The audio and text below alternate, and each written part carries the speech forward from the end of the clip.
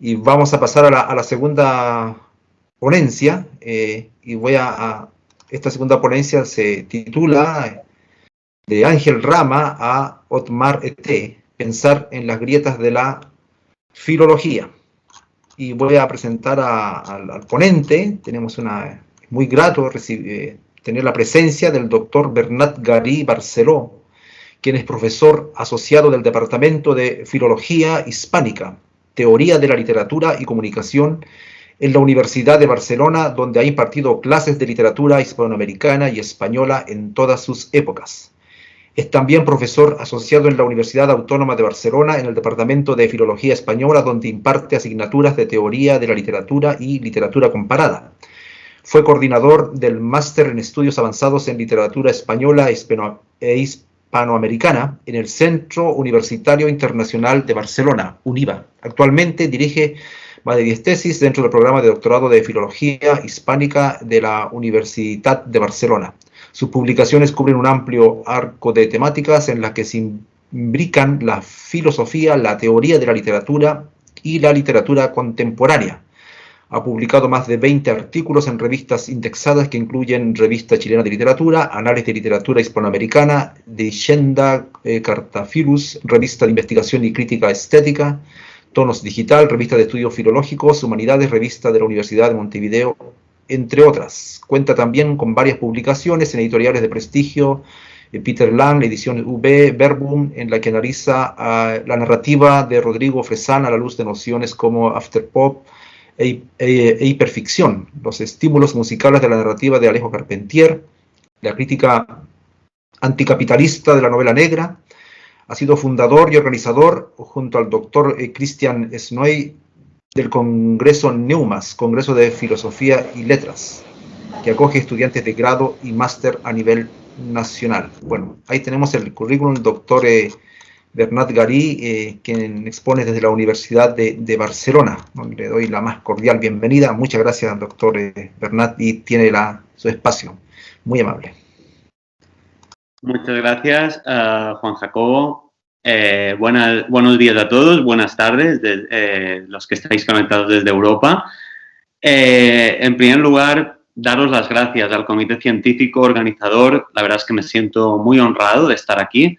Además, estar aquí en un horizonte referencial que me es muy ajeno. O sea, la primera exposición de Alejandro me ha parecido sensacional porque me ha introducido en un mundo que yo desconozco. Tengo que confesar que acompaño a Juan Jacobo también en su investigación y lo cual ha sido para mí una aventura, una oportunidad, porque estoy aprendiendo mucho sobre manifestaciones literarias que me desbordan y porque muchas veces no he tenido ni las herramientas ni la bibliografía para conocerlas mejor.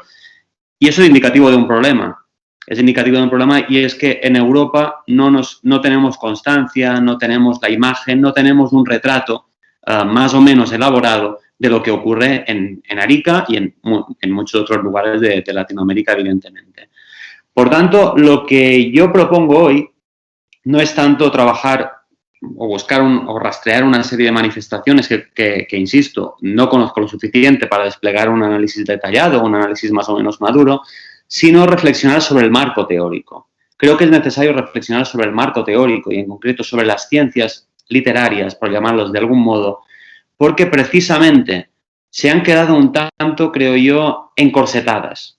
Se han quedado un tanto encorsetadas y por eso no tenemos acceso a una gran cantidad de manifestaciones culturales que creo que es necesario que conozcamos cada vez más y cada vez mejor. Por tanto, recuperando una de las lanzas que ha lanzado Alejandro, decía, en nuestra región tal vez falta un poco de academia, ¿no? Tal vez falta un poco de racionalización a la europea y evidentemente la academia puede ser necesaria en la medida en que nos da instrumentos óptimos para visibilizar o para disparar reflexiones que puedan interesar en el ámbito, ¿no?, académico o investigador. Sin embargo, yo creo que en Europa y más en concreto en España tenemos el problema de demasiada academia. O sea, de una academia que se ha quedado atrás, de una academia que ha envejecido mal, por no decir muy mal. Y de una academia, en concreto me estoy refiriendo al espacio del hispanismo, de la filología hispánica, que creo yo se tiene que abrir a otros horizontes. a otros horizontes para ir entrando, para ir penetrando otros tejidos literarios. Por lo tanto, lo que haré yo es eso, reflexionar sobre cómo abrir nuestro marco teórico.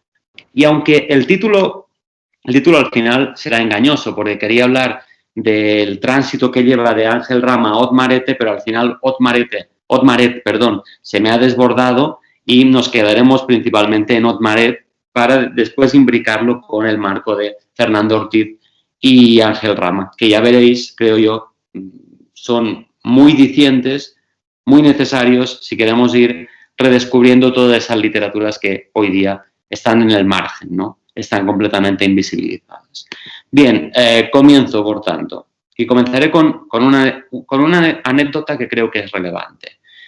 El intercambio epistolar entre Auerbach y Benjamin, que es de hecho poco conocido, fechado pocos años antes de la guerra, anticipa un duelo o una preocupación mediada probablemente por el terror nazi ante la pérdida de las heterogeneidades culturales. Digamos que Auerbach, en respuesta a Benjamin, presagia un cambio de paradigma, convertido de hecho en uno de los problemas centrales del siglo XX. Esto es el problema de la homogeneización, el de la pérdida del mundo. Le cito: nuestra tierra, dice Auerbach, que es el mundo de la literatura mundial, empequeñece y pierde diversidad. La literatura mundial, sin embargo, no se refiere simplemente a lo común y a lo humano en general, sino a esto en cuanto fecundación, y eso es lo importante, fecundación recíproca de lo diverso. ¿Qué significa todo esto? Que con la desaparición de las culturas, a expensas de la tecnificación de la realidad, de la reducción de los otros a pura mercancía, el mundo, en algún sentido, desfallece, mengua. Digamos que el arco de pensadores que abarcan el periodo que lleva de Heidegger a Levinas entonan este problema de distintos modos. Pero la novedad que se consigna en la correspondencia de Benjamin y Auerbach tiene que ver con lo literario. Y eso es lo interesante, creo yo. O sea, su pensamiento no se vincula al ojo, sino a una escucha especial, al lenguaje. O sea, ellos oyen, antes que otros, el rumor de la muerte del mundo, a resultas de su igualación, su homogeneización o a resultas de la pérdida de las diversidades culturales. Esto nos lleva a una segunda cuestión. He citado el sintagma literatura mundial. Auerbach fue uno de los primeros en pensar el límite de este concepto, del concepto goetheano, de Goethe, Weltliteratur o literatura mundial, porque trata de entenderla, como se deriva de la cita anterior, en términos relacionales, dialógicos, o sea, sin centros ni periferias que hagan de corsé ideológico u organizativo, sin conjeturar una especie de meridiano que ordene la pluralidad de culturas, porque es evidente que cuando Goethe habló de literatura mundial en el siglo XIX, estaba pensando que el foco de irradiación era Alemania, era Europa. Por tanto, hablar de literatura mundial o universal, teniendo en mente todavía un eje ordenador, es en algún punto lo que hemos llamado después eurocéntrico y ordena o jerarquiza de unas formas concretas la diversidad de culturas. Por tanto, Auerbach prefigura así, tal vez sin quererlo, una reformulación de las prácticas de la literatura comparada y, por qué no, también de las filologías nacionales o de las historias de la literatura. Digamos que este intercambio, entre estas cartas poco conocidas entre Auerbach y Benjamin, puede ser una buena metáfora para pensar en la situación de nuestros estudios. O sea, para relocalizar, creo yo, la filología en un mundo como el nuestro, en un mundo que vive bajo la amenaza perpetua de la igualación o de la pérdida de la diferencia, que es uno de los problemas centrales, creo yo, de la literatura latinoamericana. O sea, las preguntas serían las siguientes. ¿Cómo proteger el ecosistema literario frente al peligro rotundo, sin duda, de la capitalización, de la homogeneización, llamémoslo como queramos? ¿O cómo salvaguardar la diversidad de nuestras faunas, o sea, de las formas literarias, sin recaer en el nacionalismo, sin recaer en los previsibles clichés y esencialismos propios de los folcloristas, como critica un estudioso tan colosal como García Canclini. En definitiva, ¿cómo ser filólogo en el siglo XXI? Digamos que Otmaret nos ofrece una posible respuesta. Otmaret es catedrático de literatura comparada y filología románica en la Universidad Alemana de Potsdam, y si bien muchos de sus textos no han sido traducidos al español, tenéis algunos textos fundamentales, por ejemplo, en filología polilógica, literaturas en movimiento, Roland Barthes, Paisajes de la teoría, etcétera, etcétera. Aunque sus textos, digo, no han sido traducidos todos al español, su obra sobrevuela la poética de autores y autoras latinoamericanos, lo que, en buena medida, ha condicionado su forma de leer, su forma de pensar la literatura y su forma incluso de pensar la filología, que es lo que estoy tratando de presentar en esta intervención. Digamos que para Otmaret habría que redefinir la filología aproximándola a la literatura comparada, o sea, hacer confluir filología y literatura comparada, en lo que él denomina, él llama eso, una polilogía o una filología transareal.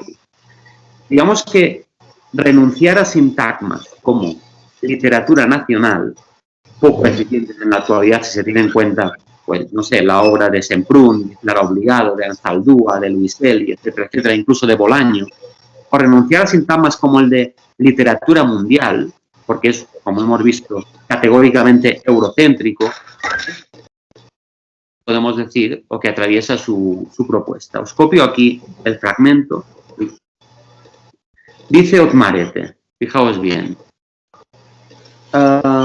siempre me ha inspirado horror pensar el mundo desde una sola perspectiva. Mucho de lo que he escrito lo he escrito durante mis viajes, cambiando de punto de vista, cambiando horizontes y paisajes, cambiando de idiomas, lenguas, acentos. Ahora estoy aprendiendo el chino. Digo, dice Ete, trabajar sobre algunos aspectos de literatura china me ayuda a pensar mejor las literaturas latinoamericanas. Lo infinitamente bello es que uno nunca llega a un punto final. Me fascina combinar diferentes lógicas y tejer un tejido denso que pueda resistir a un pensamiento único, un pensamiento simplista, un pensamiento populista. Digamos que en este fragmento, 2 o 3 sintagmas, quiero resaltar eso de movimiento, diferentes lógicas, he escrito durante mis viajes cambiando de punto de vista, etcétera, etcétera. Esos 2 o 3 sintagmas inscriben la propuesta de de Otmaret dentro de un espacio de interlocución mucho más amplio, que lo relaciona evidentemente con el giro descolonial, con el paradigma postcolonial. Estoy pensando en Edward Said, en Walter Mignolo, en Santiago Castro Gómez, etcétera, etcétera, pero también con una estética de las migraciones y sus respectivos marcos de trabajo, como pueden serlo García Canclini o Nicolas Bourriaud o Michel Serret. Podrían agregarse incluso otras redes o nodos de significación que sobrevuelan la propuesta de Ed, por ejemplo, la antropología de Fernando Ortiz, la labor crítica de Ángel Rama o también la de Cornejo Polar. Pero si llevo a cabo esta contextualización no es tanto para amasar o para asfixiar incluso la propuesta de Otmaret en unos marcos teóricos de por sí prolijos, sino para ir captando resonancias, similitudes, o sea, puntos de encaje que la obra de este crítico comparte con otros horizontes referenciales. ¿En qué sentido podemos relacionar a Otmaret con el marco de colonial, poscolonial, con la estética de las migraciones, etcétera, etcétera? Básicamente porque su obra, aunque no dedique muchas citas a estos marcos, privilegia un punto de enunciación transfronterizo. O sea, trataré primero de aclarar esta cuestión desde un punto de vista más macro, o sea, situándome primero en el nivel más macro de su obra, rastreando de qué manera recoloca las disciplinas literarias Otmaret, para descender poco a poco a 2 o 3 ejemplos distintos que favorecen ese cambio de orientación. Bien, vale la pena, creo yo, citar otra vez otra entrevista donde nos ofrece un retrato de lo que estoy diciendo, donde el autor nos ofrece este retrato. Fijaos bien. Dice Otmaret, la idea fundamental es que durante mucho tiempo en las filologías predominaba una dimensión nacional, o sea, literaturas nacionales. Al mismo tiempo, en la línea de Goethe, como decíamos antes, y esto ha sido una reacción goetheana frente a la segunda fase de la globalización acelerada que le ha tocado vivir y conocer, aparecía el término de literatura universal, de Weltliteratur. Se abre entonces hasta cierto punto una tijera entre, por una parte, la dimensión nacional y la dimensión universal, y por la otra, lo que me interesa especialmente, lo que queda entre el espacio nacional y el espacio universal o global. Es decir, lo que relaciona diferentes actividades literarias a nivel planetario, cómo se insertan, por ejemplo, entre lo nacional y lo universal las literaturas de la francofonía, o sea, el mundo francófono, del mundo hispánico, del mundo anglófono, etcétera, etcétera, etcétera. Es decir, lo que plantea Ed es, a todas luces, una aporía, una especie de paradoja con la que bregaron desde distintos sitios Borges, Martí, Unamuno, Carpentier, Lezama Lima. Es decir, cómo suavizar, y eso yo creo que es una pregunta que se deberán ir haciendo, si no se la hacen ya las literaturas aricateñas, cómo suavizar las tensiones del eje local-universal. O sea, ¿cuánto tomo de aquí y cuánto tomo de allá? Para hacer una literatura que no interese solo a los míos, sino una literatura que ascienda al planisferio de los universales, ¿no? ¿Cómo alejarme del centro, pero aproximándome a él? Es un juego de acercamientos, de aproximaciones y alejamientos constantes, ¿no? Incluso la cuestión a mí me recuerda un poco a Deleuze. Sería, ¿cuánta diferencia hace la diferencia? ¿Cuánto nos tenemos que diferenciar para seguir siendo nosotros y no para dejarnos absorbir por la lógica occidental, ¿no? De entrada, la respuesta de Ed a estas preguntas se distingue de otras porque no quiere proponer un desarrollo satisfactorio, no quiere situarse en un lugar u otro. O sea, para él, el principal problema, el problema de las ciencias literarias, es fundamentalmente hermenéutico. Ni la literatura comparada, ni la filología nacional, ni la historia de la literatura han modificado su marco de trabajo para afrontar los retos del mundo que tenemos de enfrente. Y valdría la pena primero detenernos un momento en los límites de la filología, digamos en su contribución, y esto en la filología hispánica yo creo que está muy lastrada por determinados esencialismos o por un prurito muy nacionalista todavía hoy. Valdría la pena detenernos en los límites de la filología y en su contribución a confeccionar desde parámetros muy cerrados, monológicos, muy herméticos, la idea de un canon nacional. Digamos que las filologías, vale la pena recordarlo, o las ciencias literarias incluso, nacen en el siglo XIX. Y su nacimiento, su desarrollo, su modernización, obedece a criterios extraestéticos, o sea, principalmente ideológicos y pragmáticos. Cuando se inyecta en la cultura un sentido de lo histórico, surge el interés por los patrimonios nacionales.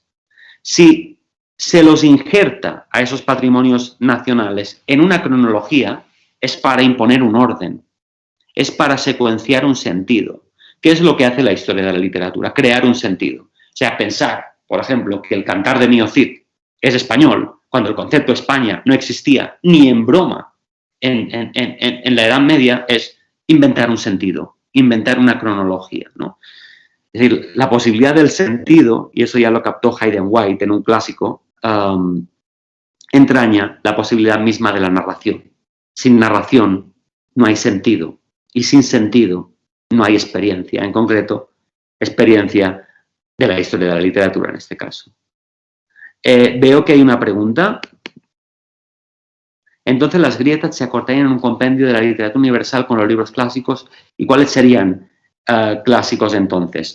Claro, a eso iremos avanzando. Yo no tengo una respuesta definitiva, pero incluso lo que nosotros definimos, lo que desde Europa se define como clásico, tal vez debería empezar a ser cuestionado de manera más sistemática desde los distintos marcos teóricos que están circulando hoy día. Evidentemente, el canon no es algo cerrado, no es algo esencialista o hermético, sino que es un espacio en disputa, ¿no? Digamos que son los distintos agentes culturales, críticos, escritores, lectores, los que van definiendo y redefiniendo el canon. Tanto es así, podemos poner ejemplos canónicos de hoy día. Góngora. Góngora era alguien situado en el margen a lo largo del siglo XVII, XVIII, incluso parte del XIX, y se le empieza a recuperar a finales del XIX y sobre todo durante la vanguardia. Los vanguardistas lo convierten, izan la bandera del gongorismo, ¿no? O sea, tenemos un desplazamiento en este caso de la periferia al centro. Y del mismo modo, otras obras que estaban en el centro se han ido desplazando a la periferia.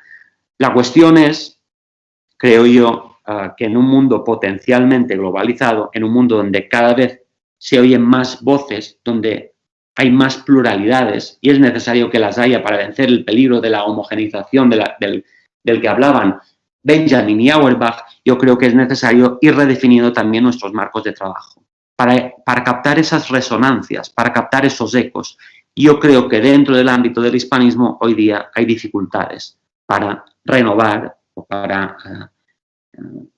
abrir unos marcos que están anquilosados, ¿de acuerdo? De acuerdo, estaba en esa crítica propiamente la filología, ¿no? Hay un texto, por ejemplo, de Genaro Tallens, titulado El sujeto vacío, donde se apunta a un reflote de estas cuestiones en el ámbito del hispanismo. Fijaos bien, le cito muy brevemente.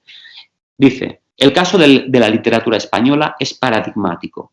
Por una parte, se funda en la idea de España como concepto unitario, en el uso de una lengua, el castellano. ¿Cómo hablar, por ejemplo, de literatura española medieval si en la mal llamada Edad Media no existía España en sentido estricto, ni lo que hoy entendemos por literatura? Porque también el concepto que nosotros manejamos de literatura es un concepto elaborado, confeccionado a lo largo del siglo XIX. O en otro lugar se pregunta Genaro Tallens, ¿qué es eso que llamamos literatura hispanoamericana? Sino una invención de Menéndez y Pelayo, elaborada a partir de la idea indiscutible de hispanidad. Más que una voluntad integradora con el concepto literatura hispanoamericana, hay en la decisión una actitud que tiende a neutralizar lo diferente, a interpretarlo desde un modelo de pensamiento articulado en torno a lo peninsular. Evidentemente, hablar de literatura hispanoamericana está dentro de esa lógica homogeneizadora, porque lo que tenemos no es una literatura hispanoamericana, sino una miríada de formas y expresiones culturales. Y sin embargo, estos títulos siguen existiendo en nuestras universidades, ¿no? Siguen existiendo de forma muy problemática en nuestros programas de estudios. De acuerdo, sigo un poco más. De este modo, para Otmaret, con un ancho asiento, podemos decir, en las tradiciones de la sospecha, como lo prueba su libro sobre Barth, el límite de la filología y la historia de la literatura, tras el destrozo hecho por la deconstrucción, el postestructuralismo, etcétera, etcétera, es indiscutible. Y ahí podemos fraguar una relación entre Foucault, Said y Otmaret, y también Derrida, Ángel Rama, que lee muy atentamente a Derrida, y el propio Otmaret. Digamos que para Otmaret es urgente cuestionar e interrogar las pretensiones de objetividad de las tradiciones nacionales, no únicamente sometiendo a debate nociones como autor, nación, tradición, identidad, etcétera, etcétera, sino adiestrando el ojo, la escucha, para aprender a leer y oír la pluralidad de redes que se engarzan dentro de una obra literaria. Digamos que ciertas piezas peruanas, es uno de los campos que estudia Otmaret, o mejor aún, transandinas, podrían servir para aclarar un poco esta cuestión. Por ejemplo, cuando Otmaret lee al Inca Garcilaso, dice que no puede omitirse un detalle importante, a saber, el lugar en que reposan sus restos, la capilla de las ánimas. Fijaos bien, actualmente es una capilla que fue una mezquita, una capilla que fue una mezquita presidida por un blasón incaico que fue colocado en la verja por indicación del propio Gómez de Figueroa. Lo que dispone una lectura de 3 partes, un juego de cruzamientos entre cultura árabe, cristiana e incaica. Para más INRI, el nombre, la Capilla de las Ánimas, remite al purgatorio, con ello a un espacio cristiano, que es un espacio en movimiento, de puntos de fuga, ¿no? en un entre los puntos fijos del cielo y el infierno. Este es el punto de partida para releer al Inca Garcilaso, y lo cual podría extrapolarse, dice Otmaret, a Guamán Poma de Ayala, a Arguedas o a la literatura sin residencia fija de Daniel Alarcón.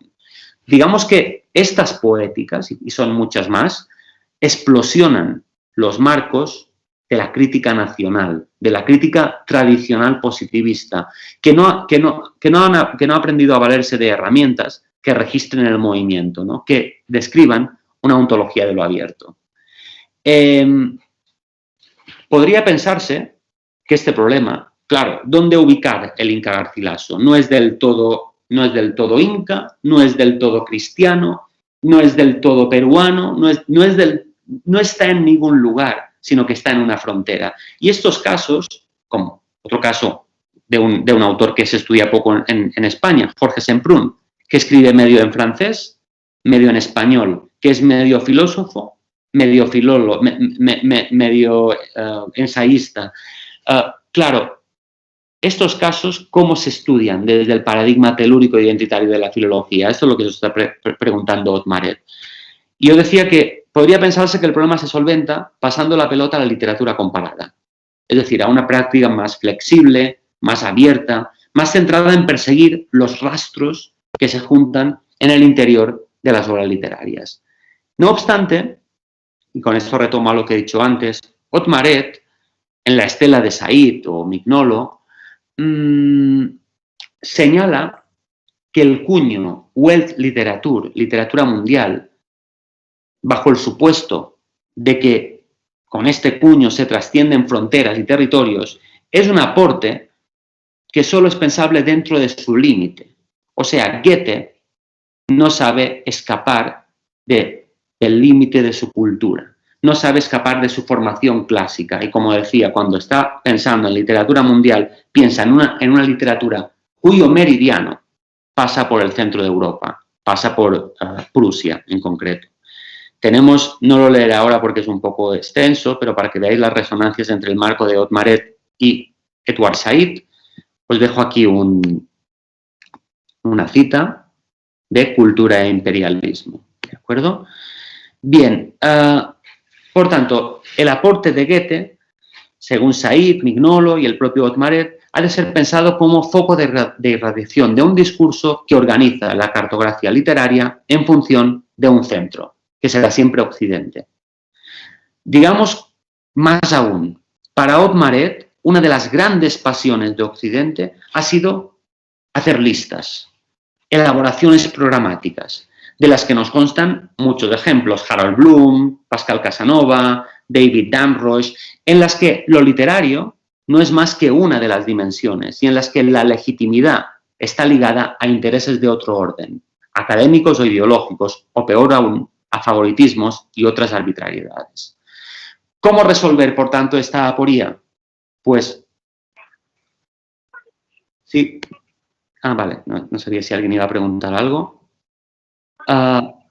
¿Cómo resolver esta aporía? ¿Dónde situarnos? ¿En la filología o en la literatura comparada?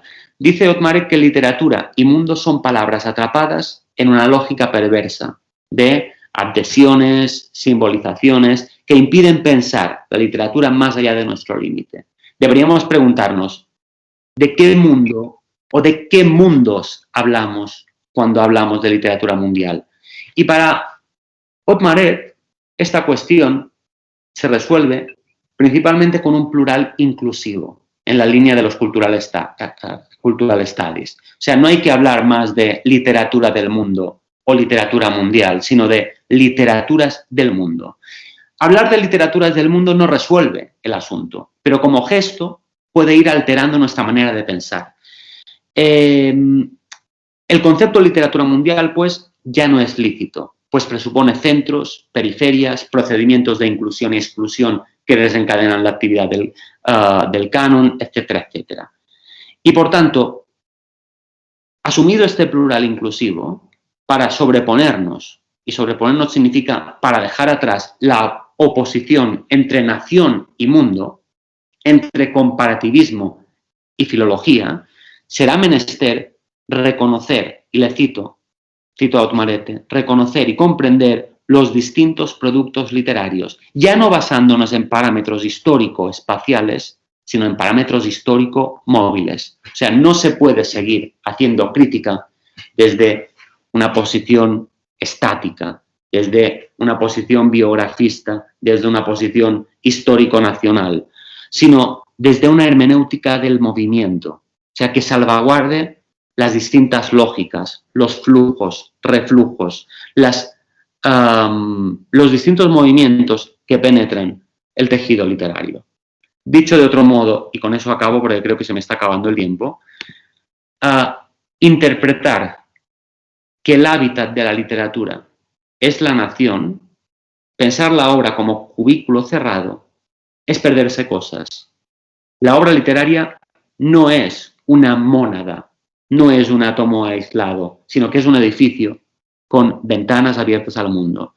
Y bajo este paraguas se puede situar la filología en la frontera entre historia de la literatura y literatura comparada, para suprimir justamente los efectos de los nacionalismos, para abrirnos paso a un ordenamiento más libre de las literaturas, en un entramado, podríamos decir, de constelaciones supranacionales.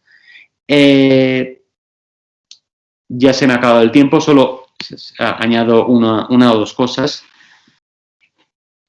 ¿Cómo reflexiona todo eso Otmaret desde la propia Europa? O sea, ¿por qué en pleno siglo XXI está proponiendo una reconfiguración, una recolocación completa de las ciencias literarias, de la literatura comparada, de los estudios culturales, de la filología, de las historias literarias, etcétera, etcétera?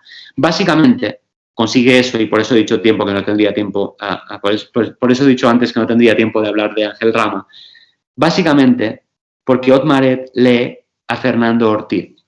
Bueno, su tesis es de José Martí.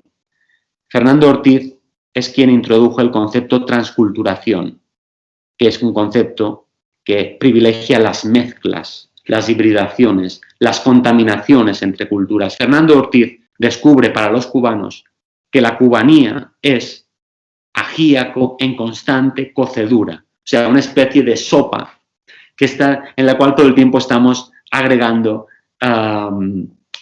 como diría, ingredientes, ¿no? Ingredientes nuevos. Y después Ángel Rama extrapola este concepto para su propio marco teórico, ¿no? Digamos que eso es lo curioso. Tenemos un intelectual europeo que descubre en América Latina, en concreto en Ángel Rama, en Cornejo Polar, en Lezama Lima, una serie de conceptos que le permiten repensar su posición y le permiten repensar incluso su forma de leer y de aproximarse a la literatura. Le permiten jugar al desvío y desubicarse. Y ese era un poco lo que quería exponer. No he tenido tiempo de acabar de engarzar todos los conceptos, pero eso es un poco lo que yo propongo para ir abriendo la filología y las disciplinas literarias para que podamos cada vez más aproximarnos, ¿no? Y para captar las resonancias de esas literaturas que desconocemos y que a día de hoy no se soportan. Muchas gracias. A usted, doctor Garí. Muy bien, entonces abrimos el espacio para las intervenciones. Bueno, voy a leer los chats. Dice, claro, un canon, dice Fidequia, claro, un canon más actual, no solo desde los griegos. Góngora se recupera con los románticos, gracias, muy interesante. Fidequia, nos iniciamos entonces con la literatura integrada de ambos mundos desde la época de la conquista de América, siglo XVI-XVII. Bueno, Eduardo Ignacio, saludos Bernat, muy buena presentación, gracias. ¿Qué opinas de esto? ¿Qué pienso? Los conceptos de interpretación. Los conceptos de interpretación, bueno, no se me perdió. Bueno, los conceptos. Sí, conceptos de interpretación, metatextual, contexto histórico y la intencionalidad literaria son complejos y difusos, pero eso no excluye la legítima aspiración de buscar la independencia de todo. Sin embargo, siempre existirán nexos que no se pueden obviar. El proceso de la obra literaria presenta diversos matices donde la relatividad de la crítica es necesaria para la amplitud real del texto en análisis.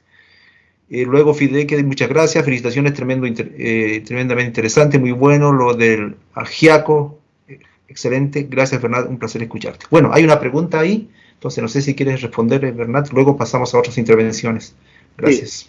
Sí. Eduardo, me parece muy interesante tu comentario, de hecho lo comparto completamente.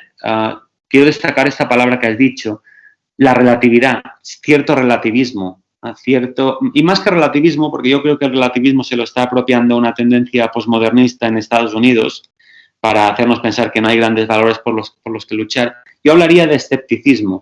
Evidentemente, los conceptos que utiliza la intencionalidad autoral, contexto histórico, son complejos y difusos. Y yo creo que es necesario que sean complejos y difusos. O sea, nunca tendremos una tesis, porque no somos científicos, lo nuestro no funciona como el 2 más 2, que son 4, por eso a mí el 2 más 2 siempre me ha parecido más aburrido que lo que hacemos, todo se ha dicho. Pero evidentemente conceptos como intencionalidad autoral, contexto histórico, interpretación metatextual, son conceptos que hay que someter a debate. Lo importante es no dejar que esos conceptos anquilosen o se vayan sedimentando, porque cuando justamente la crítica se va sedimentando, pierde poder de penetración. Muchas veces ha pasado que los escritores van por delante a la crítica, ¿no? O justo lo contrario, los escritores estimulan la crítica para que nos pongamos al día. Yo creo que eso es lo que ha pasado a Otmar Ette. Es consciente que los escritores han hibridado, transformado tanto los conceptos de frontera, de identidad, de conciencia, etcétera, etcétera, que tenemos que cambiar un poco las palabras con las cuales hablamos de literatura para visibilizar aquello que ahora mismo escapa a la academia. Pero sí, comparto completamente lo que has dicho. ¿Puedo una pregunta? Sí. Adelante, por favor. Justamente con tu último argumento, digamos, hay una forma de interpretación del texto. Tú hablaste, digamos, de que desde los estudios se propone una interpretación del texto, pero por otro lado, yo como profesor de castellano, cuando yo leo a Arguedas, cuando yo leo a Rulfo, o leo, no sé, a Oróstica, acá de Arica, el análisis que puedo hacer de él, digamos, el libro propone su análisis. Yo descubro un mundo cuando descubro. El libro propone su forma de análisis, su forma de lectura. Pero por otro lado está la filología y todos los estudios literarios. ¿Cómo se resuelve esa dicotomía? ¿Cómo la resuelves tú, digamos? Porque lo que decías recién, un poco, la historia va detrás del libro y de repente podría pasar delante. Pero ahí hay un problema. Sí, y sobre todo es muy interesante lo que acabas de citar, Alejandro, esto de que algunos libros como que incorporan en la propia narración, en su tejido, su propia interpretación, ¿no? Las marcas que te llevan a interpretarlo. Yo creo que es importante, yo siempre saco a colación, yo soy un apasionado de la docencia y esta pregunta a veces también se me ha hecho en clase. Yo siempre saco a colación esa anécdota de Cortázar, que un crítico le dijo que el cuento Casa Tomada le parecía una crítica a la dictadura argentina. Y Cortázar contestó, no lo había pensado así, pero tu interpretación me gusta mucho, así que te la compro.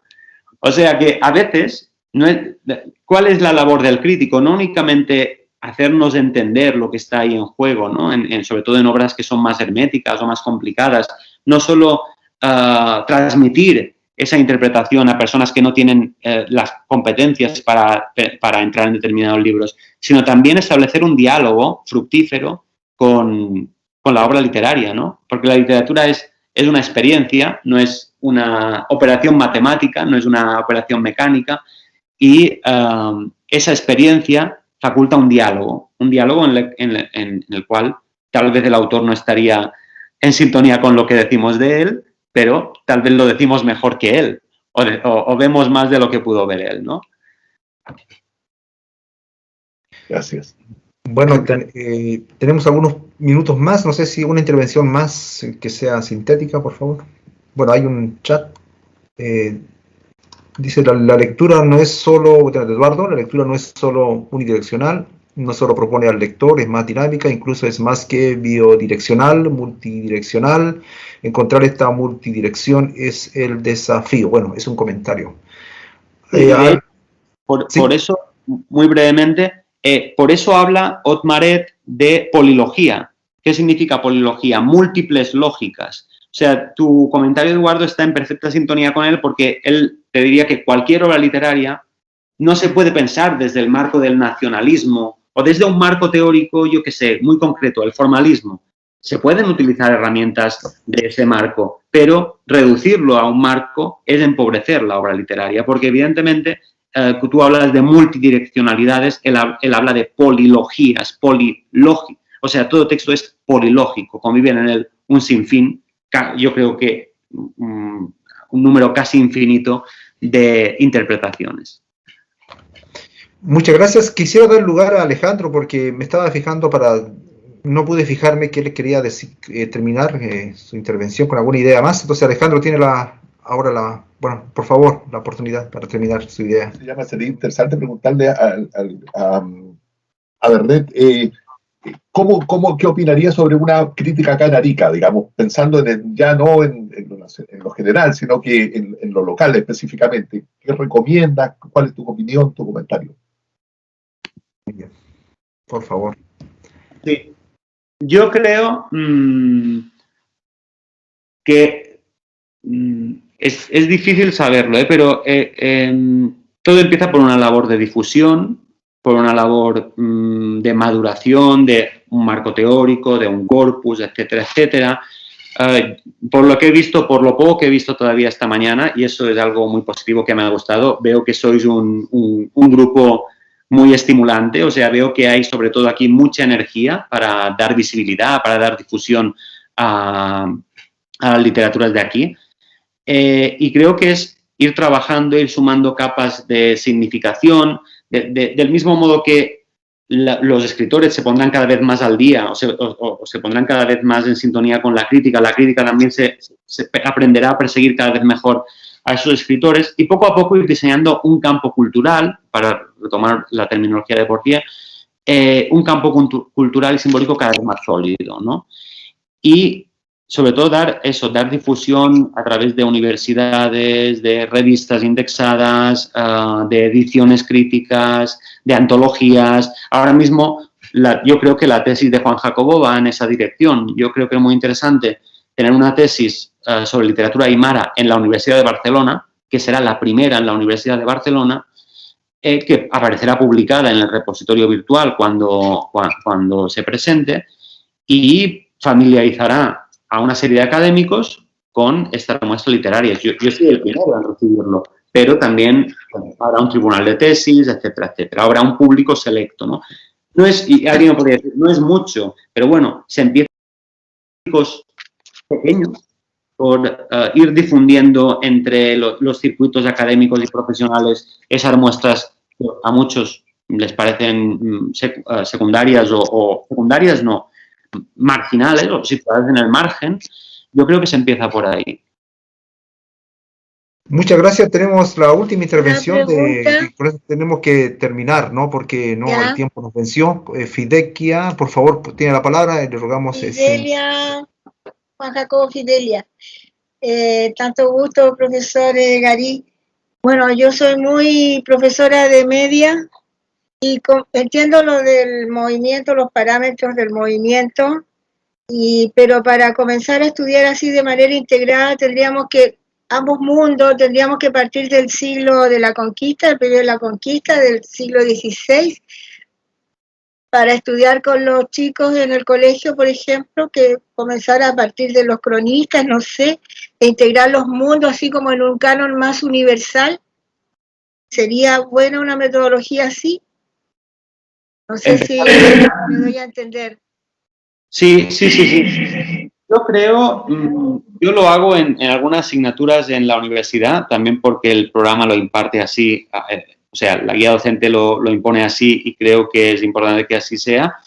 Creo que es muy importante ir a las mal llamadas literaturas precolombinas. Y digo mal llamadas porque literaturas precolombinas es imponer una serie de categorías occidentales sobre un legado que no nos pertenece. Creo que es importante ir allí porque si hacemos literatura mexicana, que está plagadísima de rastros aztecas o o incluso literatura peruana, o incluso Miguel Ángel Asturias en Guatemala, ¿no? Si se ha hecho previamente un bosquejo o un estudio del corpus literario azteca o incaico, etcétera, etcétera, eso de entrada desubica a los estudiantes porque se enfrentan a un mundo que es enorme, ¿no? Yo creo que es un espacio muy interesante y les da una materia prima para después ir a algunos clásicos como el Inca Garcilaso, como Huamampoma, etcétera, etcétera. Pero sí, se puede avanzar cronológicamente.